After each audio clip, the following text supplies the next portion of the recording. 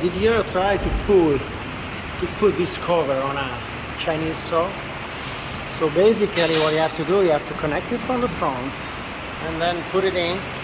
Whatever you have to do, you have to follow that line and go in the back and follow all the distance. You come here, you pull it, you attach the back that after has to go here to stretch, and you just tell two guys, one on this side and one on the other side, to stay here and to hold it, and at the same time you push, you make the bridge travel all forward.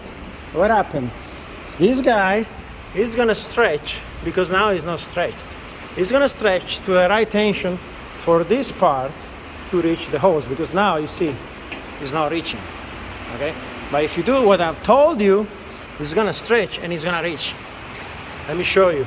So you see? But the pro is that they have to hold really tight, if not, it's not gonna stretch. It's gonna make something like that. Okay? So the difficult part is to stretch little by little. And you just go forward to the bridge. We reached there already. Look, he's stretching little by little, going back and forth and pulling it from there. Little by little, we're gonna make it. In the end, humans always win.